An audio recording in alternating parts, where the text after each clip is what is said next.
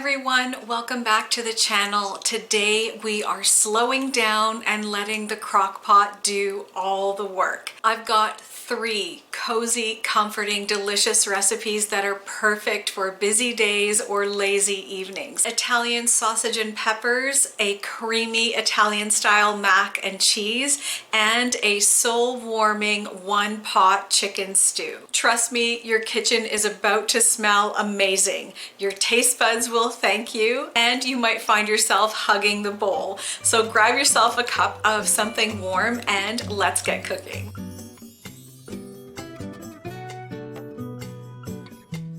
Now the first dish is the Italian sausage and peppers, and there is something so comforting about this dish, and the smell of it cooking is just one that pulls everyone to the table. It makes this beautiful rich sauce, and it makes a simple meal into a cozy ritual, kind of like a little moment of comfort in the middle of a busy week. This is wonderful served over pasta, or you can put it into Italian sandwich rolls or even in wraps, and it's absolutely wonderful. Now this recipe will serve about 4 people, and I've got 1 pound of sausage here uncooked. I have 1 onion cut into slices and 2 peppers. Now you can use red or green, whatever you prefer. And then you can choose any 20-ounce jar of your favorite pasta sauce. And for flavoring, we've got salt and pepper, some Italian seasoning, garlic powder, and a little bit of honey.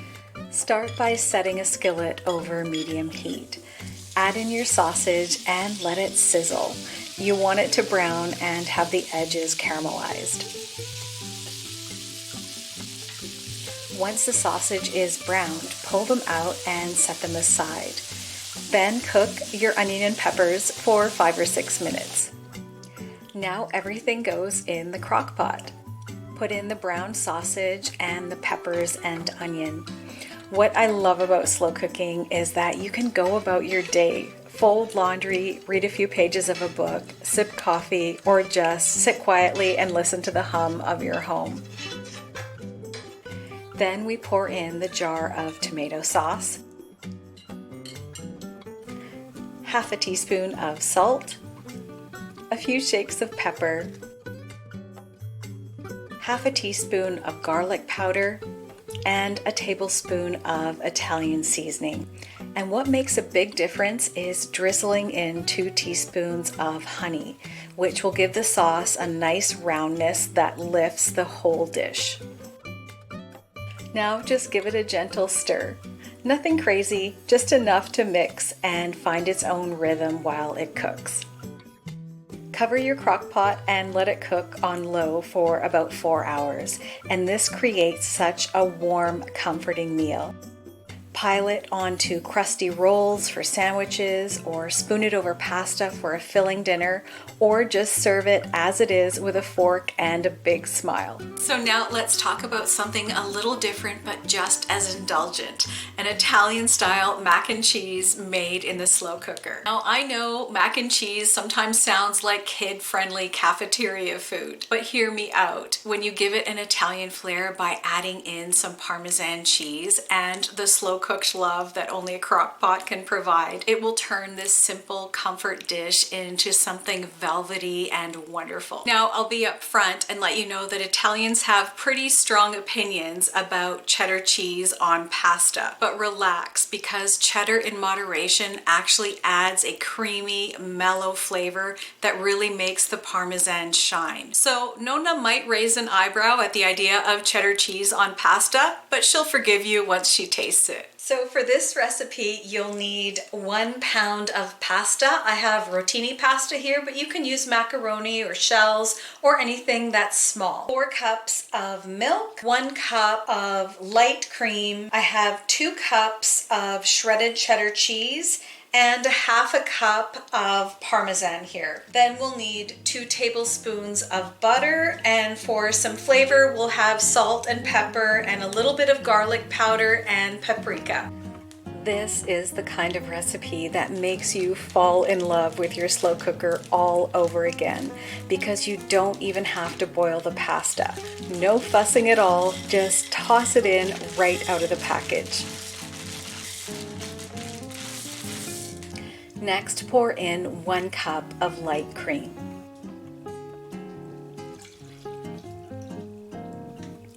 4 cups of milk,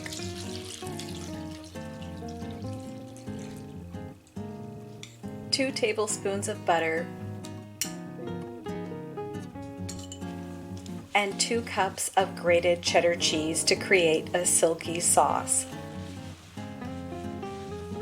Then add half a cup of Parmesan cheese. Now we'll season it with a half a teaspoon of salt, some pepper, a half a teaspoon of garlic powder, and a half a teaspoon of paprika. Give the whole thing a gentle stir like you're tucking it in for a nap. I know some of you are thinking, you're putting raw pasta into milk, but trust me, it works, and the slow cooker will turn this into a yummy comfort dish.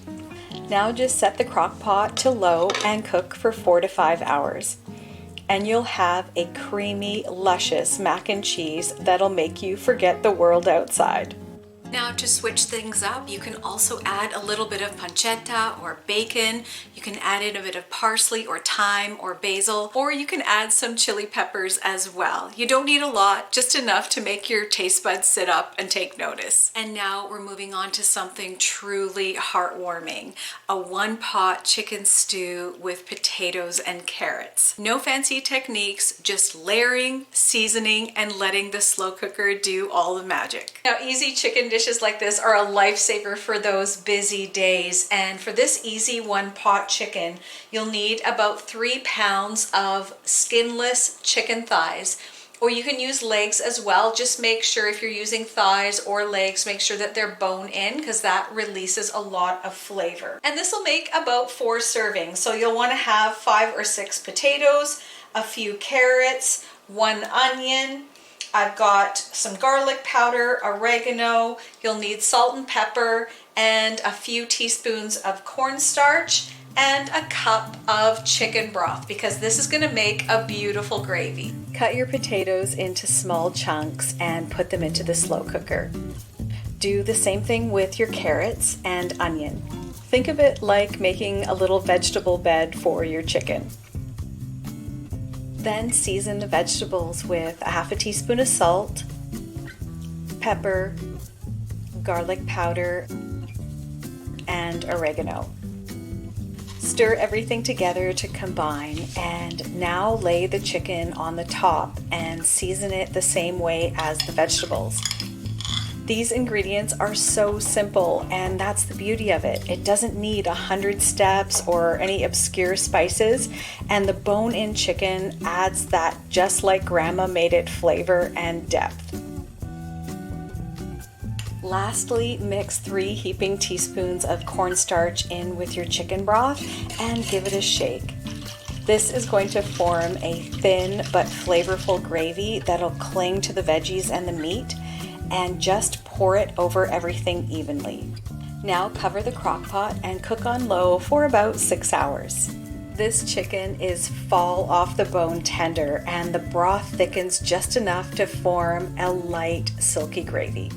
You can also try adding a handful of peas just in the last hour of cooking, and this will add some nice color and a little bit of sweetness. This is the kind of dish that just fills your kitchen with a gorgeous aroma. It warms your soul, and it just feels like a hug on a cold day. Now, if you have leftovers with this stew, even better, because the gravy will thicken a bit as it rests, the flavors will continue to deepen, and the chicken becomes more tender. You might even find yourself sneaking a bowl late at night just because you can. I think there's something profoundly satisfying about slow cooking because it's the antithesis of rushing. I love the idea that some things are just best left alone for a while. Flavors and textures, and sometimes, like people too, improve when given time and some patience. So hopefully you'll have a chance to make one of these dishes this week and let the slow cooker do all of the work while you live your life. Maybe play some soft music in the kitchen, or have a glass of wine, or maybe call a friend and share the smell of it over the phone, because you know that nothing beats the anticipation of a meal like this. I'm a big fan of food being more than nourishment. I love it when it's an experience or a memory or comfort. And these 3 dishes that we shared today,